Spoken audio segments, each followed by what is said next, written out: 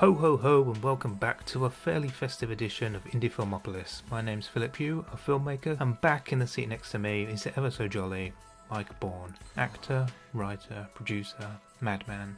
Welcome back, Mike. Would you like a mince pie? I'd love a mince pie, but lamb mince doesn't really go well with it, but carry on. IndieFilmopolis is a podcast dedicated to indie films, the ones we make ourselves and the ones that we enjoy. This episode, we'll be talking about the final stage of filming at our main location for our very own low-budget feature, Almost Enemy. And then, we'll be recommending and chatting about some of our favourite alternative and lesser-known Christmas films. But before we delve into all of that, we just want to give a quick but massive shout out to our amazingly patient Indiegogo supporters. Thank you for hanging in there. We assure you that we're not far off now. If you found this podcast by other means, my relentless tweeting about it perhaps, a big warm welcome to you too. Thank you for joining us. Right, Mike, I'll go and throw another log on the fire. Why don't you tell everybody what Almost Enemy is all about? 'Twas a night not long after Christmas when all through Andy's house. In reality, no creature was stirring, not even a mouse. But in Andy's mind there was someone there, a man named Mr. P, who for Andy he did not care. While Andy should have been laid all snug in his bed, Mr. P was rampaging all through his head. He was such an unpleasant and disagreeable chap, turning the screws hoping Andy would snap. He destroyed all his things and ate all his food. That put Andy in a terrible mood. But things only got worse and looked very bleak, as after much heavy rain his roof sprung a leak. He wouldn't leave the house in case he floated away, but with no food or heating he was foolish to stay. But soon, with a house full of unwanted imaginary guests, Andy's mental state was really put to the test. Mr. P and Andy look pretty much the same, and both are played by a man who goes by the name of actor-producer madman Mike Baughan, but he's not the only one who's got Andy so forlorn. Andy's other tormentors were played by Dwyer and Waters, and they were the ones who had Andy confined to his quarters. And with a couple of Weasleys rounding off the cast, I'm really not sure how much longer this rhyming can last. But I'll just say we're polishing and buffing some of the edits, and making sure everyone's got the right credits, like it's written and directed by Mr. Pugh, and all of us wish a very Merry Christmas to you. That was splendid, Mike. Just to reiterate, we are polishing the edit and getting it ready for a crew screening that we've tentatively earmarked for the end of Jan. Yeah. So hopefully we'll get some final feedback so we can make some final changes before we lock everything, which is scary. Lock the edit and then have it graded, scored and mixed. And Good scary. Yeah. Good scary. That is where we're at. So previously we've talked about the conception of the film. We talked about pre-production. We talked about our first stint at the main location. We've talked about the filming with Matt Waters. Yeah, that was a fantastic. And so essentially, just in case you're joining us on this one for the first time, initially we were going to do 10 days at one location, and that was going to be our entire filming schedule. Yeah. We did, I reckon, about 14 days at the location, and we still didn't get everything finished. No. So we packed everything up. The location was really weird in that it was available to us for pretty much as long as we wanted it until someone else wanted to move in.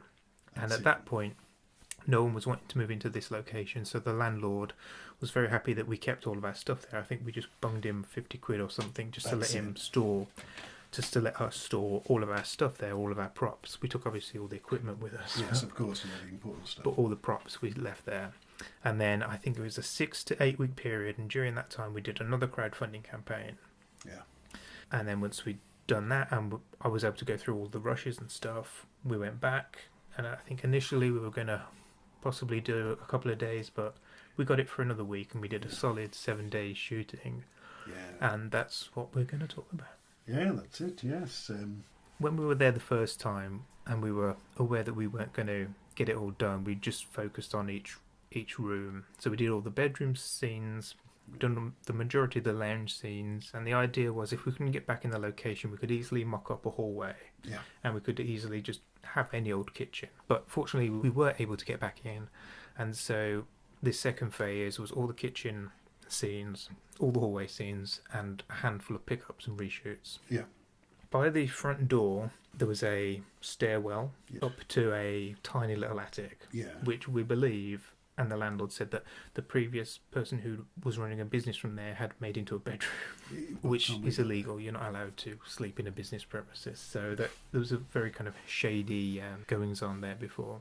Yes, but the staircase doubled then as the cupboard because it was ideal. Mm-hmm. You had Laura sort of behind this pack of shelving on the stair, or was lying on the stair with the camera shooting through the cupboard. So yeah, what in the script it demanded a cupboard, like you're saying. There wasn't a cupboard or another room, which we could have used. But I realised that we weren't going to use the staircase when we had this door, so we might as well make use of it. But also figured that we'd only ever shoot from maybe chest high. So what we did, and my dad sorted all this out. He was sort of like the unofficial carpenter of the shoot. He built a door for us and all kinds of things. And so it's hard to explain this, but so if you imagine a staircase going up, essentially what we did was we built in 3 shelves down so far, and then put in a backing, which we could do down to a point, because obviously stairs going up diagonally, we could only do shelves so far, but it didn't matter because we only needed the top 3 shelves to get those shots. But yeah, like Mike said, the shelves were removable, the back was removable. So we could put Laura literally inside the cupboard, remove the back of the fake cupboard, have Laura there shooting over the top of the shelves and through the paraphernalia or whatever, the junk that he's got in his cupboard. Well, and those shots look great. Pulsing out, yeah, they do. Learning where the camera was, and from my perspective, when I pulled something out, because the shot is so narrowly focused on Andy, because you've got to get the shelves in shot, it's learning about, yes, I might be holding what I want out of this cover, but I've got to bring it up to camera so that everybody can see. It's so different doing acting in front of camera than it is on stage. Absolutely. The positioning that you have to put your place in. I remember, I think we talked about this before when I asked you to decorate the lounge as you thought Andy would do it. And I came in and saw it, I was just like, none of this is going to be on camera. So we sort of had to shift things around just to make sure that, the few props and that we're going to use were kind of in sight. So a big story arc throughout the film is the fact that Andy becomes tormented by the weather presenter. All her weather forecasts are rain tomorrow, rain the next day, rain so on and so on. And like Mike said in his poetic intro, he springs numerous leaks in his ceiling. So we had to figure out a way to have all these plumbing drips, because water was not our friend. They were integral to the film. Had I known how bloody difficult it was going to be to get some drips, I might have rethought some of these things. Just next time we do a film, technical shots will be first. Yeah. It was inconceivable to us, and I'm sure if you listen to this, it's inconceivable to you how difficult it was just to get some dripping water from the ceiling or just out of shot. And not just that, as well as getting water dripping from the ceiling, you also had to make sure that never in shot were the contraptions that were used to get the drip going in the first place. Everything had to look like it naturally came from the ceiling. Yeah. So of course we couldn't drill holes through the ceiling and have anybody above it. We had to mask what was actually going on and hide everything, and that became a technical challenge as well. So the and do you remember how we did it? Oh, very vaguely. So what we did was we put screw hooks in the ceiling. That's it, yeah. And then we had these plastic cups, like water cups. Yeah. And we put a cable tie through, poked 2 holes in the top, put a cable tie through, poked a tiny hole in the bottom, filled up the cup with water, hung the cable tie off the screw hook. Water drips. Yeah. In theory. But it then became a science of how big the hole had to be to get the right consistent drip going. If it was too much of a big hole in, then it would empty very quickly, and then it was a race against time to get the shots done. So the biggest problem was that we would have the drips in the shot as you were talking. Yeah. So instead of them being pure cutaways, there had to be water dripping all the time during all of your talking, all your scenes, talking to yourself. And so I just remember, you'd be going great guns, it'd be a great take, and then the water would stop, and we were like, fuck. Yeah, but that was fine. We got through it. Yeah. But water, involved in several things, like you said, the rain. And so we had to constantly have rain showing, and the only way we could really do that was having rain on the front door, because a lot of the scenes took place in the hallway. So you had the hose outside? Because it never... Did it actually rain at all? I don't recall. No, but... So, yeah, we rigged... So we did actually have... Oh, yeah, it rained on the very day... When we needed... Oh, you're right, of course. When I had to bloody walk out the door. Okay, so yes, when literally the days that we could have done with it not raining, it pissed down. When we did the shots with the Phelps twins, that was supposed to be sunny, and that was pissing down with the rain. But when we filmed all the stuff when it was supposed to be raining, yes, we had to rig up a hose, which was pretty cool. It was pretty easy. We just what did we do? Gaffer tape You gaffer taped it to a plastic garden chair. Set that in front of the front door, so sort of then had it spurting up, and so it would fall down on the windows, which was fine. What was quite funny was, for some of the time Nigel was out there, Nigel the producer, and he would be keeping an eye on it, but for the times when there's nobody out there, you could just imagine the sights of people driving by going, what, is there a hose aimed at it? I don't even know, I don't want to know, I'm driving on. Yes, and we talked before about having to replace the door. Oh, yes. So, when we were shooting water at the door itself wasn't the actual front door. It was actually set forward from the actual door frame. That's right. So water was pouring in into the house. We had gaffer tape came in very useful because you did it all on the edge. We tried, but even so, it was still flooded underneath the door, and that mat was absolutely saturated. And we wrecked the door frame. It warped, so the door we had difficulty getting it back on. Oh yeah, I remember that. But it was a joy when we finally finished with the hose and you were dismantling it outside. Carry on. My favourite bit of the film. And you went outside with Tanya, and purely blind, because this hose stretched all the way through the house to the kitchen at the back of the house. That's right. Some of these things couldn't be any more difficult, could there? There was no outdoor tap, like so we had 50 long hose. Yeah, we had to all the way through, snaking through the house to the bathroom. So they turned the tap off, and I don't know how I managed to time it so perfectly, but I just quickly turned the tap on, full, turned it off. Tanya comes in laughing her head off, because apparently you'd been holding the hose right at that point, right to your head. You're coming completely soaked from the head down, and the first thing you say to me is, oh, you could have gotten the camera equipment. He did. I was standing next to a camera. I was more concerned about the camera equipment. But I think after that, that's it. You were happy. And it was so hard. but I was like, God damn it. The timing was perfect. I did it blind, but yeah, one of my favourite parts. So, and we also, I don't know if you remember, the shots where you're sitting in the window of the lounge. Yes. And so what we did there was we got this same bit of hose and we stretched it for the length of the window, and we put some C-stands outside. I do remember. And then we poked holes in the hose and turned it on, and then that sprayed at that massive window, and that kind of worked. It did, mainly because that window we didn't have to take out and put a different one in. That's true, yeah. The effect of it sort of worked. So yeah, we have never worked with water. Water, anything like that again. You just Phil's next film is going to be on a ship. You just don't think of these things. You just think, oh yeah, just need a little drip. On most films, they've got a whole crew, that's their whole problem to sort those things out. For us, it was just like one of a million problems that we were trying to sort out. But it got done, and it does look good. The rain on the door especially it looks really, really good. It does, and the drips when they work in are great as well. And you were saying before, these times we were here, we'd be stopping really long hours because we knew we had to get this film completed in 7 odd days, and I think that ended up some of us actually sleeping on location. Well, you certainly did, yes. I remember you spending a couple of nights, because we weren't allowed to stop at the location technically, but it just got to the point where it's just like, fuck it, they'll never know.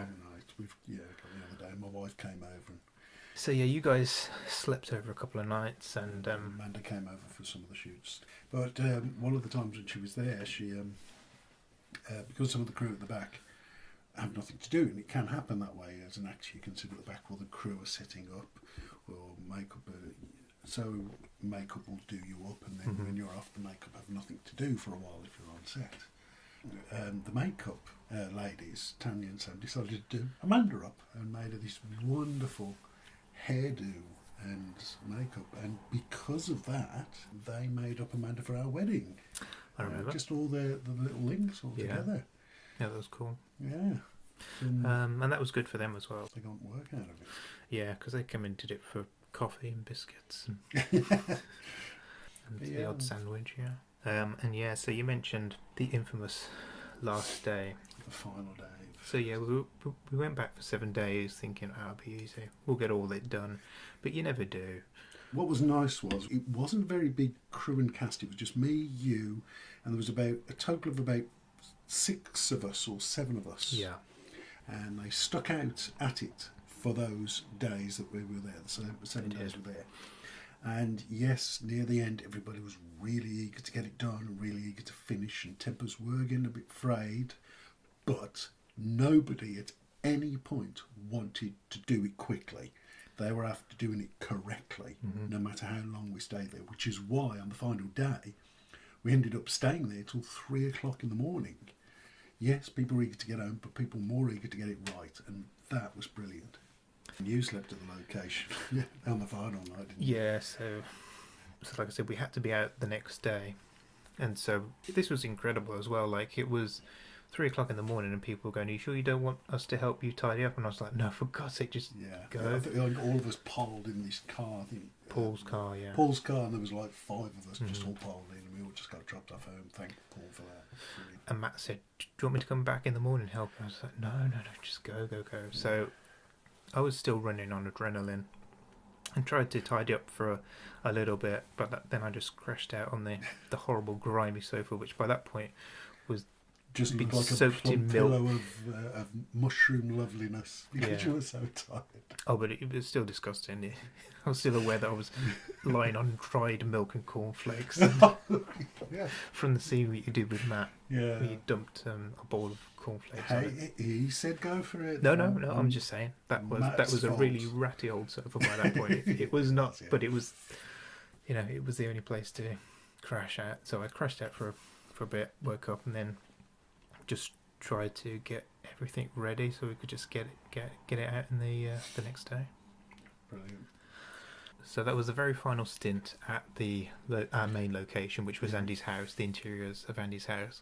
We still had some way to go, but the bulk of it was certainly over. We had an exterior shot to do, which we'll talk about next time, and we also had some inserts that we needed to do. Like we talked about the rain dripping within the shots. We also needed the shots of the leaky ceiling, but like you said, we couldn't drill through the ceiling to create leaks, so we had to do those separately at a different time. And then we came across this mysterious missing scene. The mysterious missing scene, yes. We will talk about all of those lovely, frustrating issues at a future point. So anyway, it's December and it's getting scarily close to Christmas, so we've picked out a few alternative and lesser known Christmas or Christmas related movies for you to watch while you recover from the frantic present buying. We've tried to assemble a pretty broad mix of stuff. They're mostly indie or low budget films. There's some horror, some thrillers, some more traditional stuff, animation, shorts, and there's even a family movie thrown in. But Mike, let's start with The Snowman from 1982. This is the 26-minute animated film directed by Diane Jackson and Jimmy T. Murakami, based on the wordless illustrated book of the same name by Raymond Briggs. It's about a young boy who builds a snowman. The snowman magically comes to life and then takes him to the North Pole to meet Santa. Yeah, say no to strangers, kids. Now, if you're British, you're probably thinking that this is a very odd choice to include as an alternative or lesser known Christmas movie, as it's essential Christmas viewing in Britain. However, we have listeners from the US, Australia and Finland, and while it certainly has hit your shores, we don't think it's made the impact that it's made over here. So we highly recommend you checking it out if you're unfamiliar with it. It's very British, and with a soaring score and unique animation style based on Briggs' drawings, it's great fun, heartwarming, and literally heart-melting. Interestingly, there are actually 3 slightly different versions of the film, all featuring a different intro. The original intro had author Raymond Briggs himself playing an adult version of the boy from the story Walking Through the Countryside, telling his story of the snowman. And when it first aired in the US on PBS, they filmed a new intro with David Bowie in an attic as an adult version of the boy form story instead of Raymond Briggs, on the grounds that the animation needed a star to appeal. In the third intro, Father Christmas, voiced by Mel Smith, is seen in his living room talking about the story of the snowman before sitting in his chair to watch the snowman on TV. This has always been a charming film. Yeah. Even the drawing itself, it's almost hazy. It's very soft-edged, soft focus, and you're drawn into it more because there's no talking. Yeah, that's one of the things that I really like about it. It's a contemporary silent film. Yeah, and no matter how many times you've seen it, no matter how many times you know what's coming, the ending still breaks hearts. It's amazing. We won't mention the god-awful Snowman and the Snow Dog that they did a couple of years ago. You can't beat the original. No, it was genius. I can't remember which intro I saw first, but I definitely remember seeing the David Bowie one when I was a kid, and not because I didn't know who David Bowie was. I was sucked in, and he had the scarf in the intro. It's like, oh, it must be real and based on something, because how else would this man, who I don't know, have a scarf?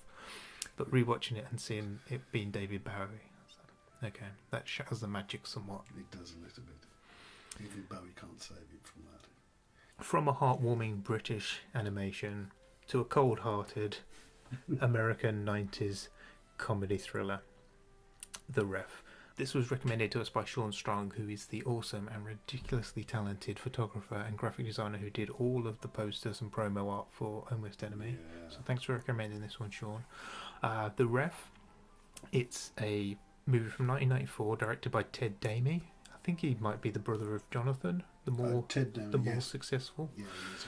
It follows Denis Leary as a cat burglar who gets abandoned by his partner in the middle of a heist and is then forced to take a bickering and irritating couple on the verge of divorce hostage. It goes from bad to worse as the couple's blackmailing son arrives home for Christmas. Then they're later besieged upon by their even more annoying in-laws. In the process, Denis Leary inadvertently becomes their marriage ref and tries to resolve all their differences before he can get nabbed by the police. I really like this. Yeah. I wasn't aware of it. Have you heard of it? I've not heard of it. I know of Denis Leary. He can be a comedy genius sometimes. I can't say I'm particularly a big fan, but this was I've never seen him in a better role. He was perfect for this. Normally I find him quite obnoxious and irritating, but this was a role made for him. My favourite moment. All of the family are bickering, and to get everybody's attention, the husband, who's quite a repressed, meek fellow, he beats the living shit out of the Christmas tree with an iron log fire poker.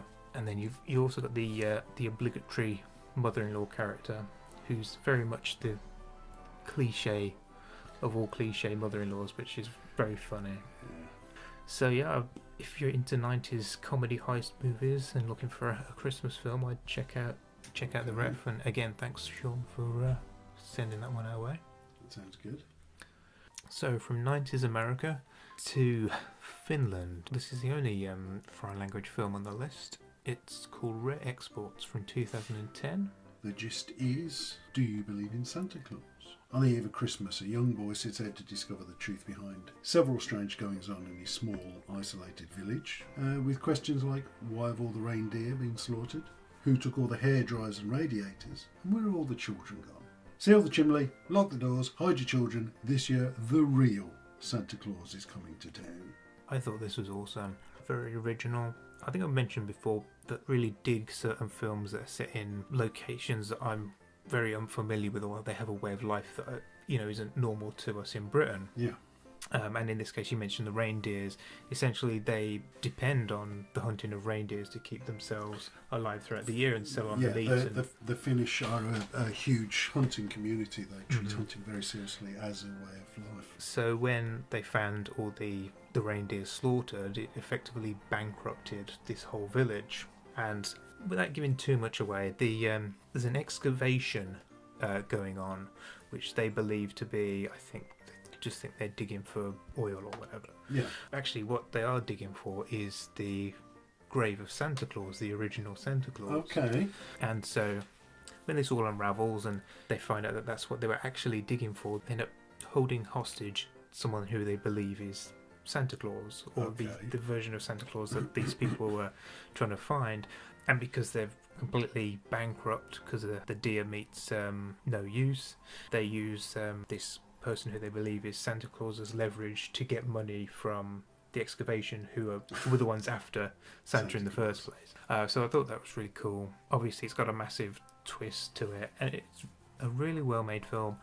It says on the back, Tim Burton, Eat Your Heart Out. Yeah. To be honest, this felt way more like an 80s Spielberg film to me than anything else. It got a sort of a Stranger Things kind of vibe as well to it. So yeah, if you like your classic 80s Spielberg and your Stranger Things, I would definitely recommend checking out Rare Exports. It's funny, it's original. Very curious thing, you've been to Finland, you might be able to shed some light on this. There's not a single woman in this film. There's not a single woman in the village. Wow. I know the Finnish are very much up on more the men do the hunting. There's a very sort of belief that the men do the hunting, and they're well known for it. Finnish people are very live a very isolationist life anyway. So when something happens, which means all the hunters have to come together, that's a big thing. Yeah.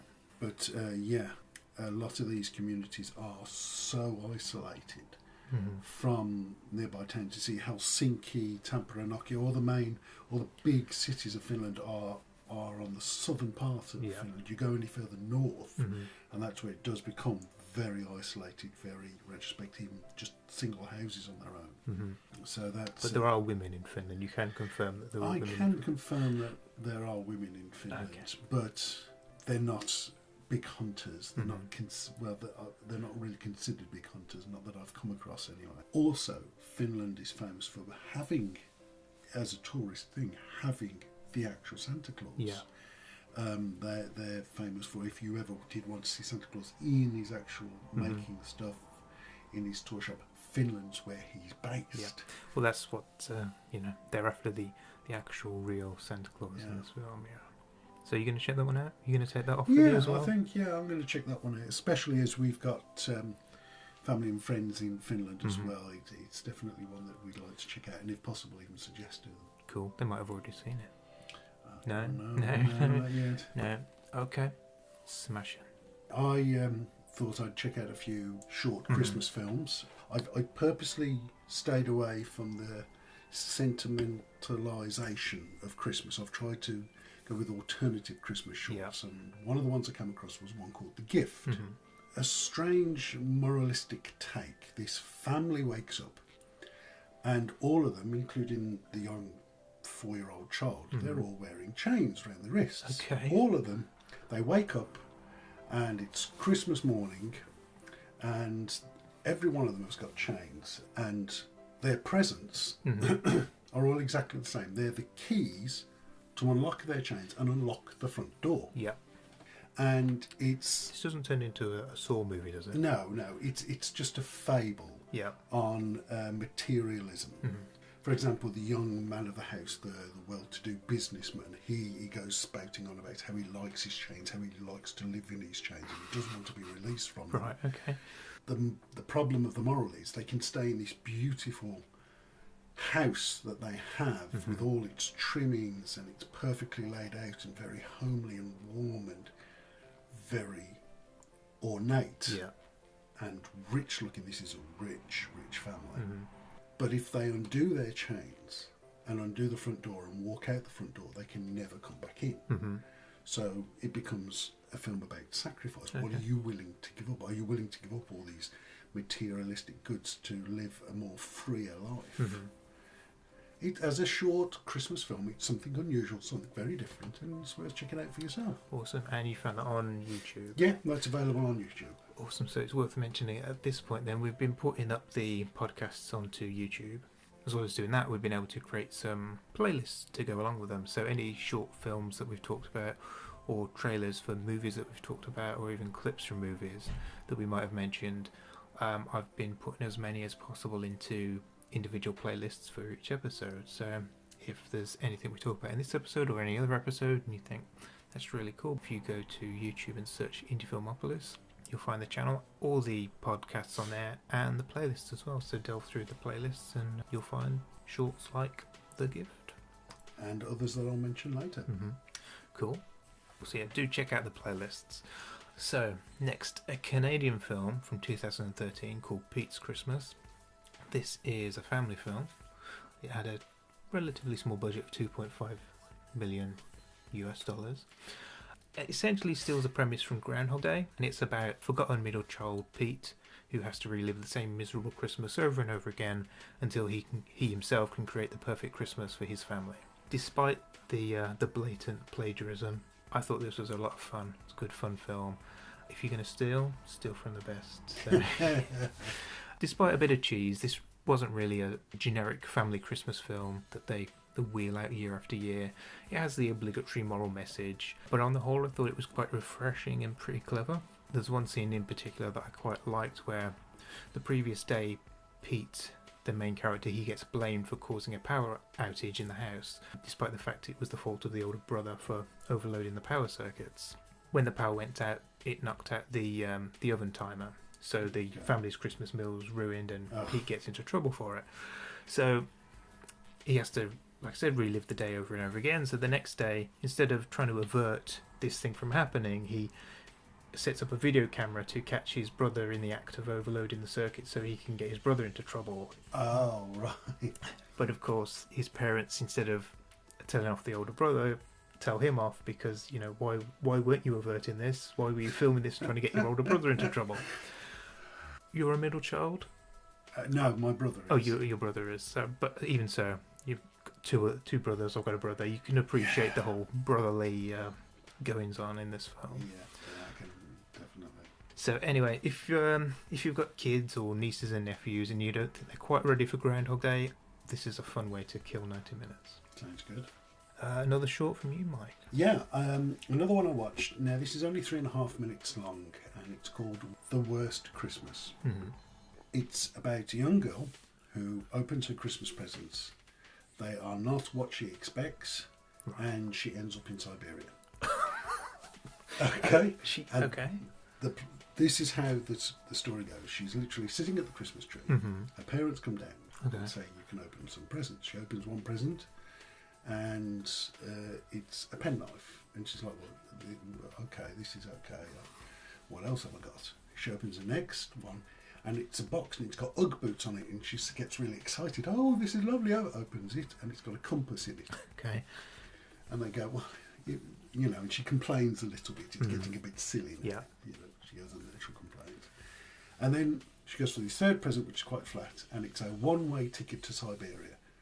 And she goes, what? And she complains to the parents, and the very next scene afterwards is her just trudging through the snow going, worst Christmas ever. Right. The acting, script, plot, design, it's not very good. Mm-hmm.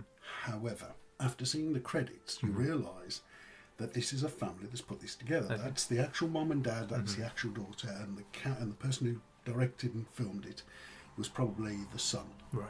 So as a film on its own, don't give it much critique. Expect high production value. This looks to me like a young man experimenting with film for the first time. We've all been there. Yeah, and this looks like this kid's first attempt. Cool. So look at it from that perspective.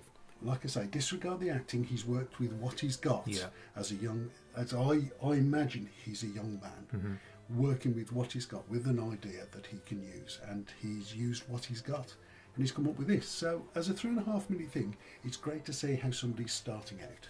Interesting that you should talk about that one which you think's a family production, because for a change, that does bring us nicely on to the next film, Christmas Apparition. Whenever I watch a film that I like, and even films that I don't like, particularly indies and low-budget films, I'm always interested to find out who was involved in them and see if people had multiple jobs on them and that kind of thing, find out what the budget is. So with this film, which I enjoyed, I'll explain a bit about it in a minute. I looked into it and ended up going down a complete rabbit hole with this one.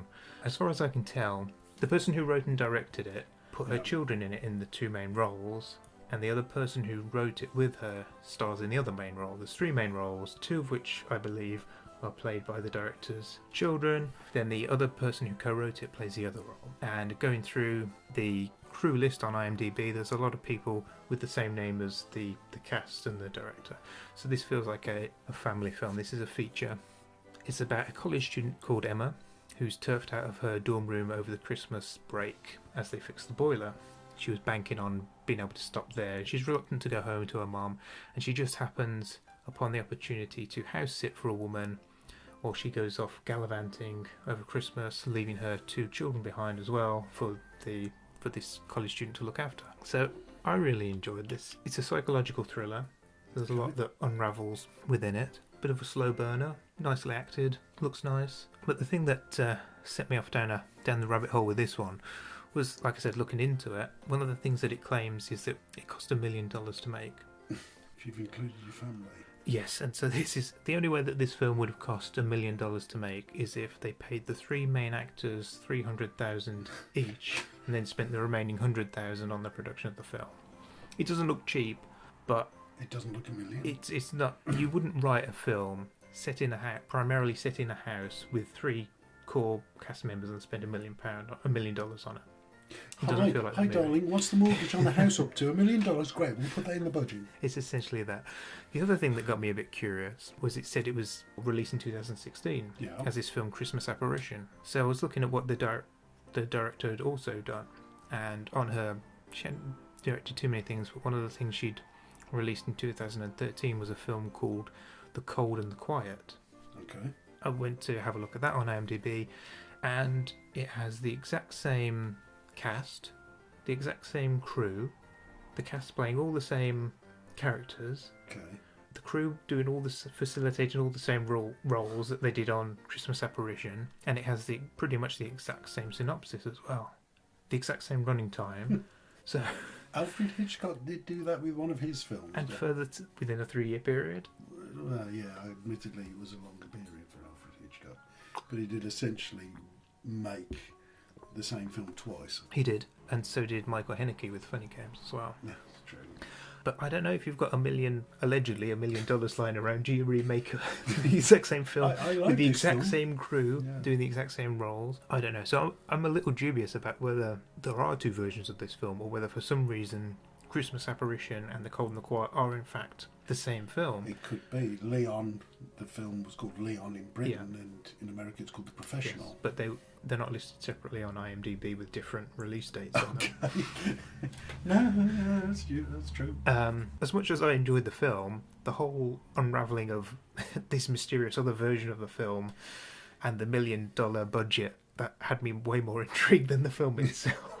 Have you uncovered a fraudulent thing? I don't know. Tax evasion? Yeah, well, maybe. Yeah, maybe we shouldn't say too much about it. It might have a hit on us or something. But yeah, check it out. But no, it's this thing. I really enjoyed it, and that's why I wanted to see what else they'd done. I don't know. And there's another.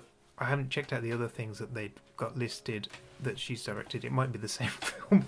She might just be retitling the same film. The other thing that I found really odd was the 2013 film The Cold and the Quiet won a bunch of awards. Okay. So if they did rename it, like, why not kind of live off the reputation of the award-winning film? Very curious. One of the things that made me a bit dubious about the $1 million budget, the alleged $1 million budget, is a scene right at the very start, which I've just shown to Mike, which is basically the main character in her dorm room, and the camera is pushing in on her through the doorway, and in front of the camera and in front of the doorway there are these students walking backwards and forwards in front of the camera. First of all, they're walking very oddly, which we'll talk about in a minute, but also it kind of looks like it's the same 3 people walking backwards and forwards, because the first 3 that go across, they're wearing jumpers, and then the next 3 that go across are wearing t-shirts. It's like they've just quickly whipped off the jumpers, walked back, and then you can see there's the same blue jumper and the same white shirt that go backwards and forwards, and it's just really unnecessary to have that many people walking single file by a doorway. But yes, so I was very confused about why they were walking so funny, but Mike pointed out to me, they were walking through a swamp. Yes, yeah. But yeah, I realised that they're actually walking in between the steps of the track that the camera's moving on. Yeah, it's And obvious now, but yeah. So it does. Their arms are swinging and walking in a very, almost like they were acting walking, but when you realise that they're actually stepping in between the tracks so they don't trip over it. But it's like you said before, it's not necessary. Yeah. There's the sound in the background of dorm activity, and the one person arrives. You don't need that many people. It was like they were trying to imply at least 9 people. Do you think? I'm sure there was only 3, but they were trying to imply. It's a busy place, Yeah. but you don't need it. Particularly as everyone's allegedly left for Christmas anyway, and this was the only person left. You might want 1 or 2 people, and it would have been better if they were walking out with backpacks or something. Yeah, something. But now they're all t-shirts and jeans. It's very fun. Anyway, I'm not really knocking this film because I did enjoy it, and I do recommend it. But the whole other version of the film that may or may not be the same film really got me thinking. So yeah, if there's a detective inside you and you want to look into this, Film detective, check it out. And if we have accidentally unravelled a tax avoidance scheme like Mike was suggesting, we'll keep it a secret. Pugh.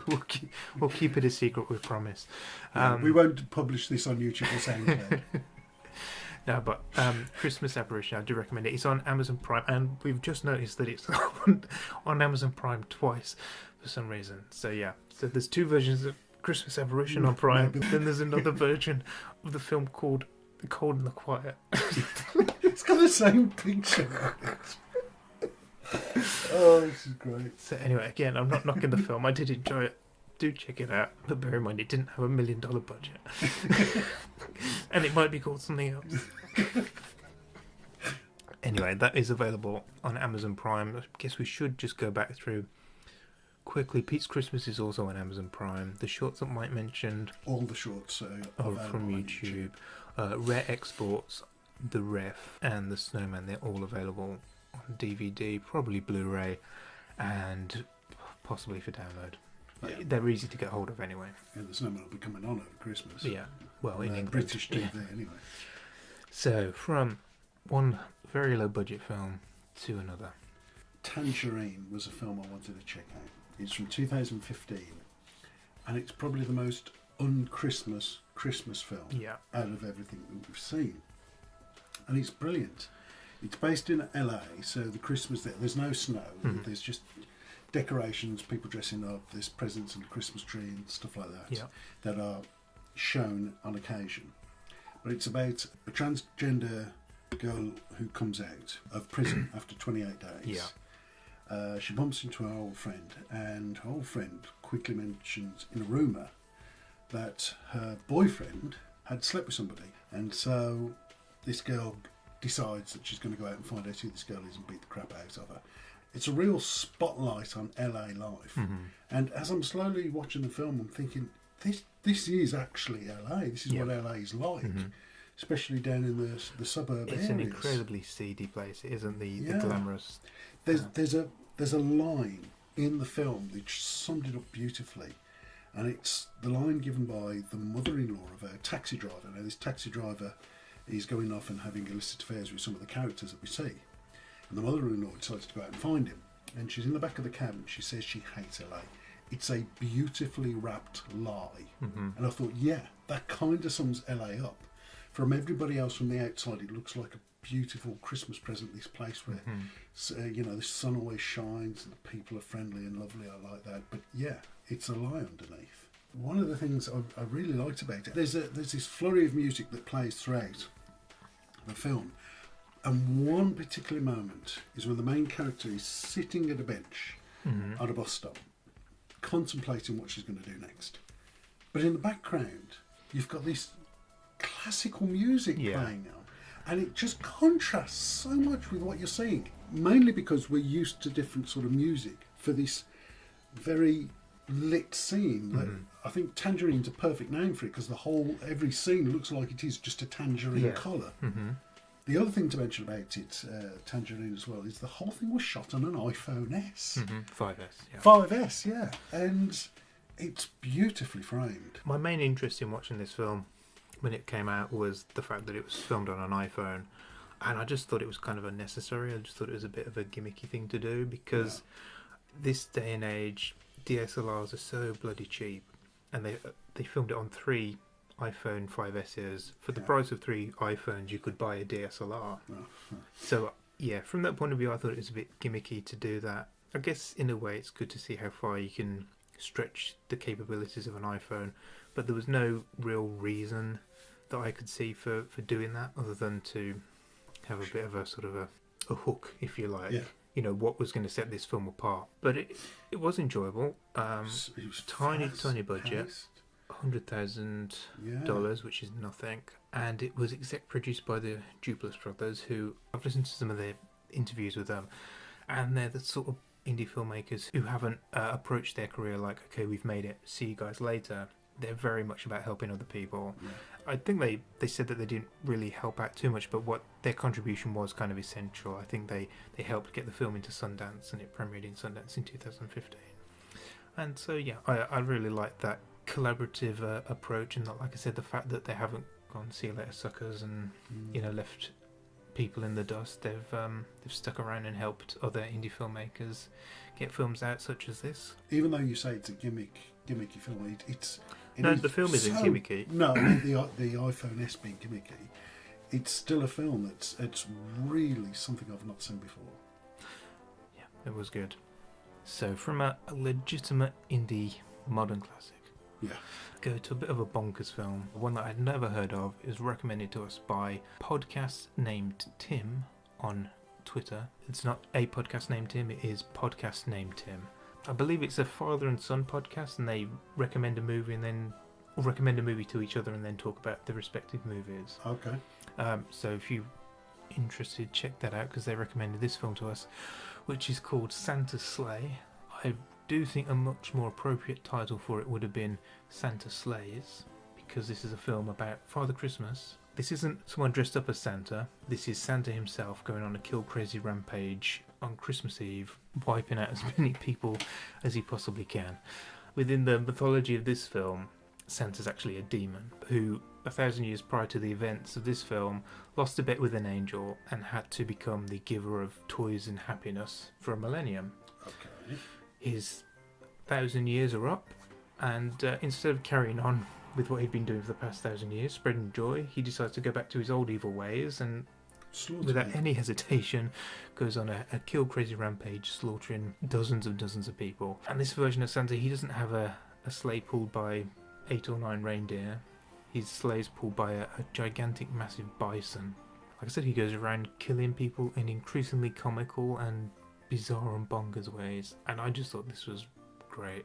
It's definitely not a film to be taken seriously, because you can tell that the film itself doesn't take itself seriously at all. It's absolutely relentless from the very start. Santa turns up at this dinner party a few days before Christmas, and he pretty much wipes them all out, but in very, very innovative ways. He starts by taking the star off the top of the Christmas tree and using that as a ninja throwing star. He takes someone out with that. He drowns somebody else in eggnog. If you like slasher movies, particularly comical slasher movies, and you want something for Christmas, watch this. It's just nuts.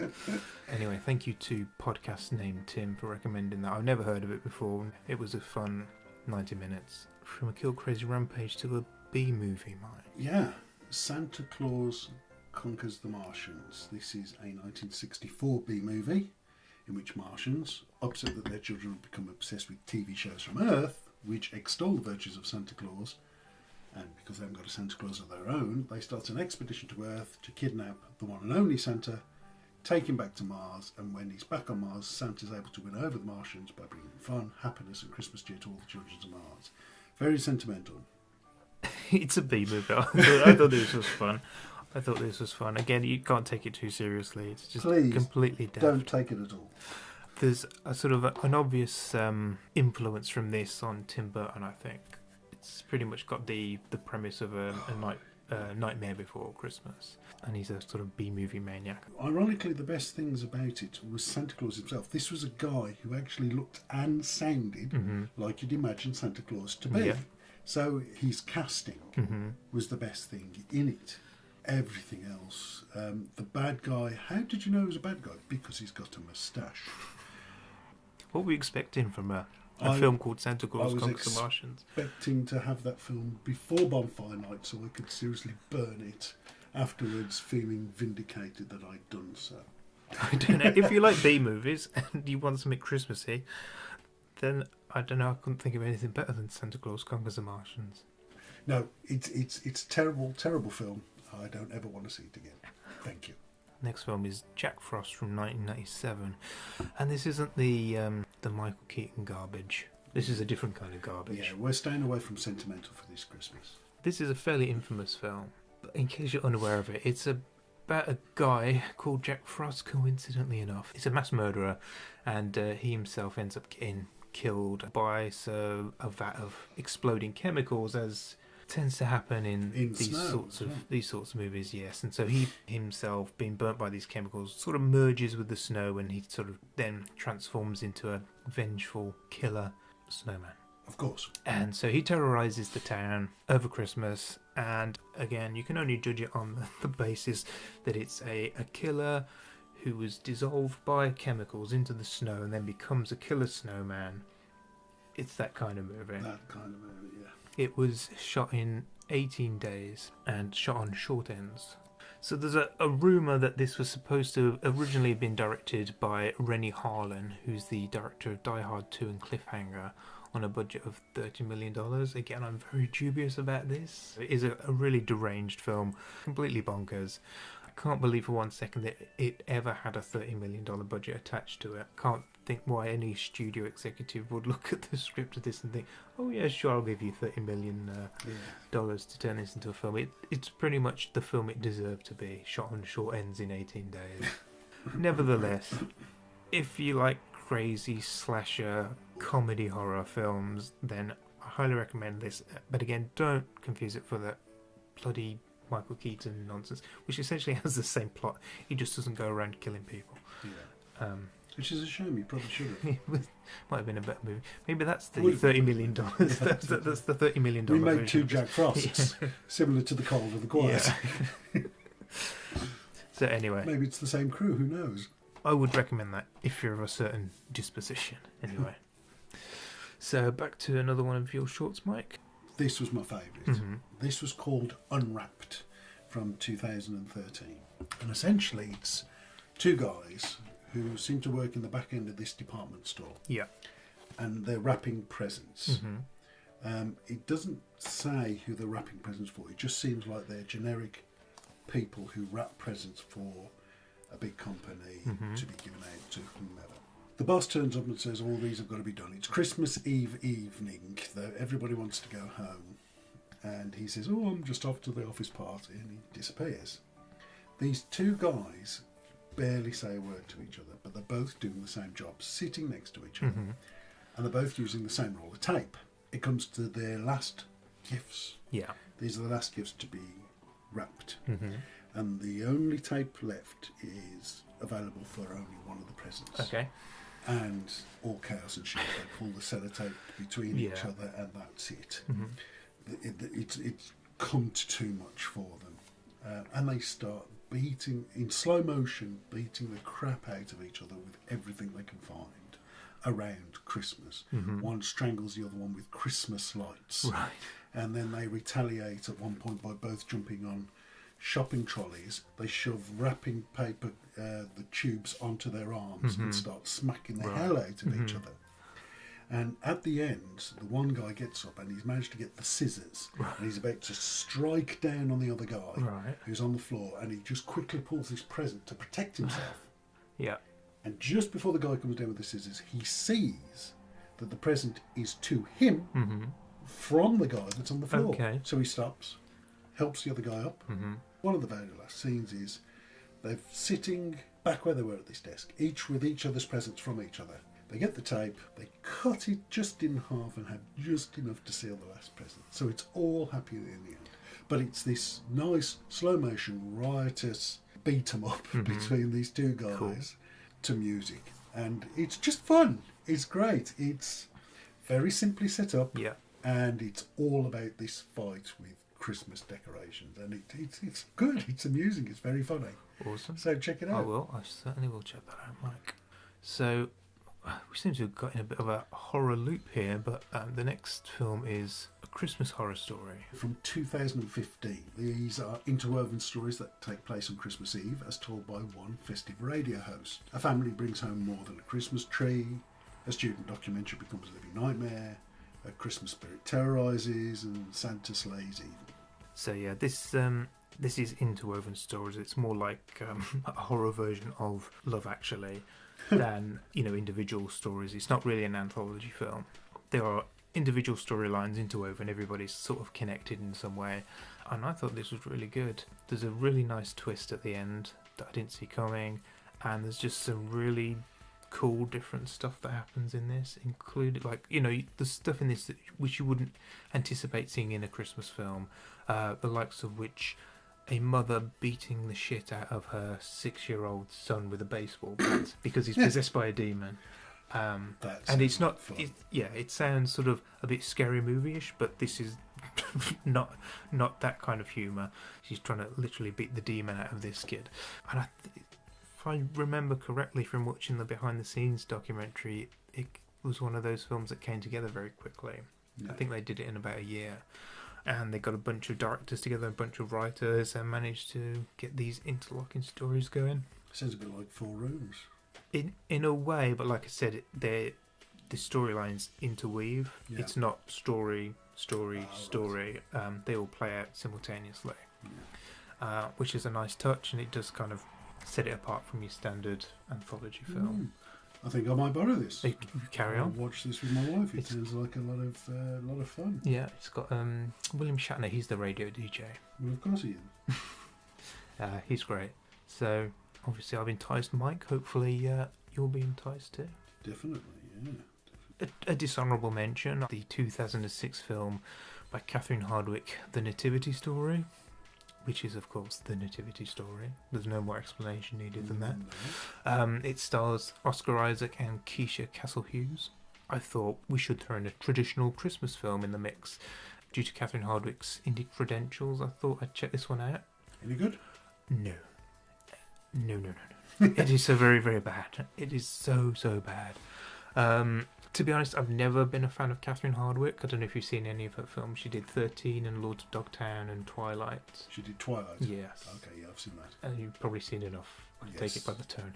13 was her debut film, which loads of people raved about. I didn't think it was anywhere near as gritty or raw as the critics would have you believe. It came across as though it was by somebody whose natural instincts were to be glossy, but were trying too hard to be indie and a bit rough and ready. After that, she did Lords of Dogtown, which was based on the far superior documentary Dogtown and Z-Boys. And that's pretty much the same thing, a complete hack job. Trying way too hard to be realistic, and it just comes off as a Hollywood attempt to do a Larry Clark film. To me, it's no good. If you're interested in that story, which is a good story, watch the documentary and leave the film in the bin. Then she went on and she did this Nativity Story, and there's no difference here. It's a complete hack job. It seems like she's trying to do a gritty, realistic portrayal of life during that period. Yeah. But it's just really just too cartoony in many respects. I read that the cast were taught how to use certain tools from 2,000 years ago, and they were taught how to build homes, and they were taught how to press olives and grapes and make bread and make cheese and how to milk goats. And to me, that just smacks of a director who hasn't got a fucking clue what she's doing. She'd have been far better off taking that time to rehearse with the actors, get them some dialect coaches, because they're putting on these phony Middle Eastern accents. Does it tell? It's very telling. So yeah, a rehearsal period instead of faffing around building houses would have been much more beneficial, because the acting is atrocious, and these aren't bad actors. Oscar Isaac, for God's sake, he's been in some fairly mediocre films from time to time, but he's never been bad. In this film, the best way I can describe it is, imagine if Joey Tribbiani from Friends directed a movie. Oh, okay. Have you seen that episode where Rachel makes half of a trifle and half of a shepherd's pie? Oh, yeah. And everybody's got other things to do, and they really want to get out of there to do their respective things, and they don't want to tell Rachel that she's screwed up with the dessert.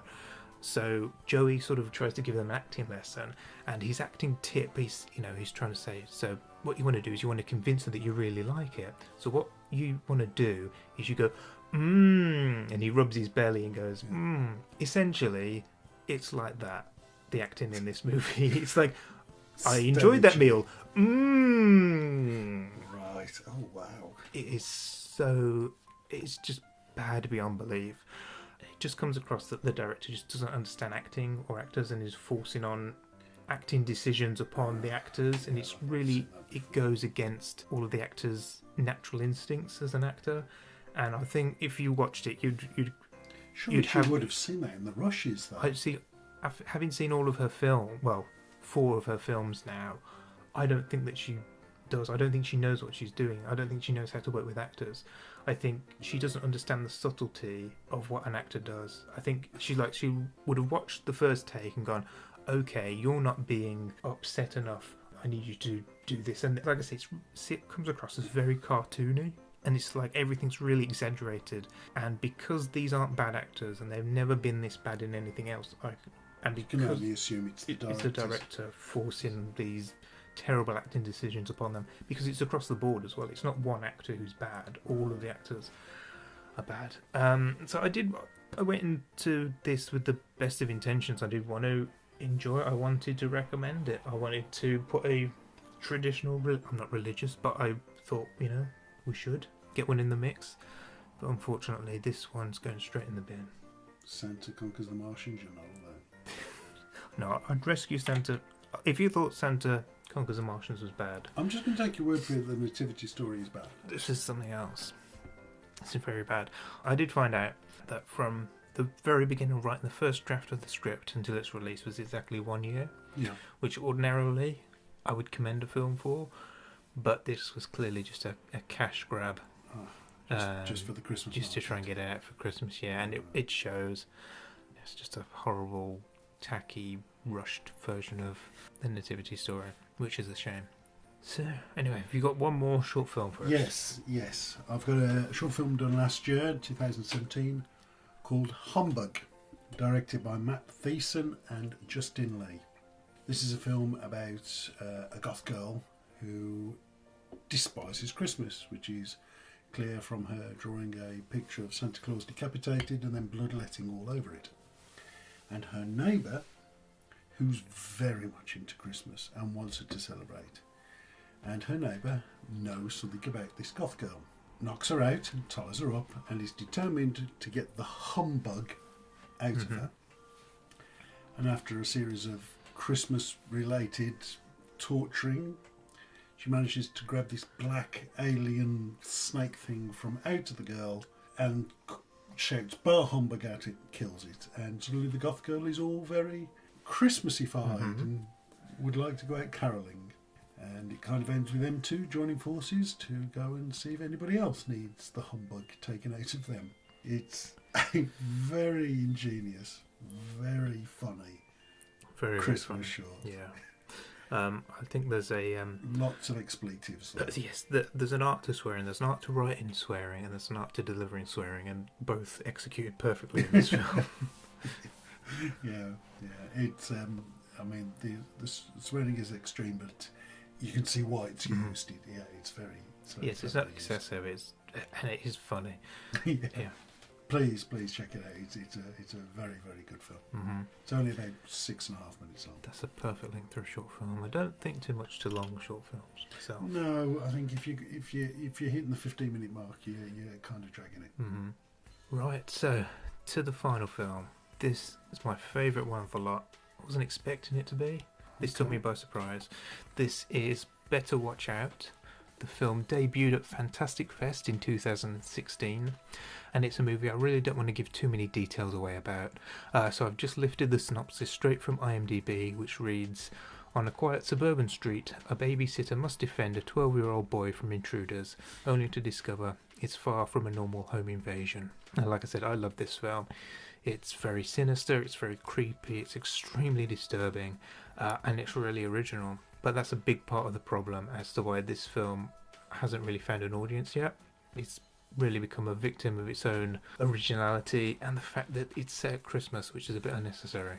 It was touted around film festivals throughout 2016, because it's a Christmas movie. When it was picked up for distribution, obviously they waited until the following Christmas, 2017, to release it, so it lost a bit of momentum. And because it's a film that has twist upon twist upon twist, it's clearly a really hard film to market. And Universal, who ended up distributing it, the trailer they created for it is incredibly deceptive. Fair play to them, they didn't want to give anything away, but essentially they created a trailer for a film that doesn't exist. Okay. What they were doing was selling an audience one film with a clear narrative that was concocted by remixing a bunch of shots from different scenes, which isn't uncommon for a studio to do, but they only tend to do that with shit films to make them look good. Yeah, that's true. This is not a shit film, and the reason they did the trailer, like I said, is they didn't want to give anything away. So it was promoted as a generic home invasion movie, which it isn't. So anyone wanting to go and see the film on that basis would have been disappointed by it. And anybody who would have been actually interested in the movie that it was probably would have been put off by the fact that it was being promoted as a generic home invasion movie. Yeah. So it kind of got really screwed by the marketing, and it ended up only grossing $20,000 in America, which is nothing. And worldwide it grossed less than £200,000, which is a real shame. Because like I said, it is really good. But again, one of the problems is that it's pigeonholed itself as a Christmas movie, which is unnecessary. If it wasn't set at Christmas, it would be the exact same movie, and it probably would have easily found its audience. And like I said, because they waited almost a year to release it, it lost momentum from its festival run. That wouldn't have happened if it wasn't set at Christmas. So it did kind of fuck itself in that respect. But I've got a feeling that once this hits streaming services like Netflix or Amazon Prime, I think it will find its true intended audience through word of mouth. I'm pretty sure. Cult classic. Yeah, I would recommend checking it out now, and so you can be the arsehole that said, I liked that film before anybody else did. I liked it before it became cool. Yeah, it's definitely got the potential. To give you a bit more of an incentive to watch it, if the initial promos that Universal put out put you off, it was described by the director as if John Hughes had written a Christmas home invasion movie and then handed it to Quentin Tarantino and told him to fuck it up.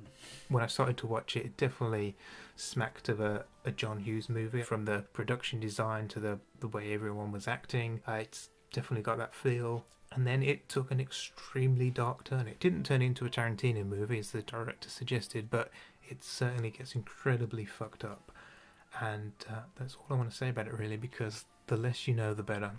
So I thoroughly enjoyed it. I was engrossed, completely appalled, and it was a film that stuck with me for a couple of days afterwards, which films don't tend to do that often. Check it out if you've got the time. So anyway, that's the end of our list of Christmas oddities. If you do check any of them out, let us know. Let us know if you enjoyed them as much as we did, or if you checked out films like Santa Claus Conquers the Martians. Let us know your thoughts on that, but don't check out the Nativity Story. Unless you like the Joey Tribbiani school of acting. If you want to see a movie directed by Joey Tribbiani, then go for it. Anyway, like we said before, happy Christmas to you. Hope you have a great Christmas, or holidays, or whatever you celebrate. Happy holidays. Very American, but yeah.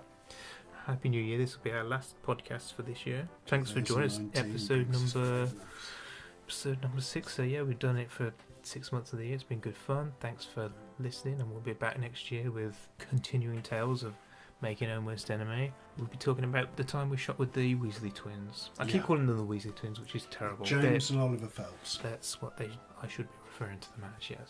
Actors James and Oliver Phelps, who are best known as the Weasley twins from Harry Potter. If you watch anything cool over Christmas, let us know. Yeah, if you catch anything. And how are people going to get in touch with us, Mike?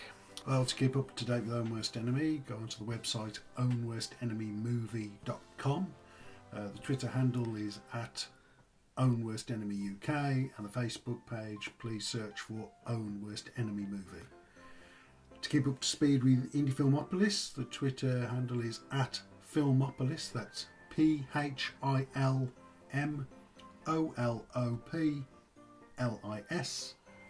You can also follow us on Instagram at IndieFilmopolis, Facebook page search IndieFilmopolis, and YouTube search for IndieFilmopolis as well. That is spelt IndieFilmopolis. Don't forget to subscribe to the podcast on either SoundCloud, iTunes, Spotify or YouTube, and you can also follow Phil Pugh himself on Instagram, Twitter at Philm_Maker. So once again, have a great Christmas, Happy New Year. Thanks ever so much for joining us the past 6 months, 6 episodes. We appreciate your support. I'm off to warm the cockles of Mrs. Christmas's heart while Santa goes off and does his job.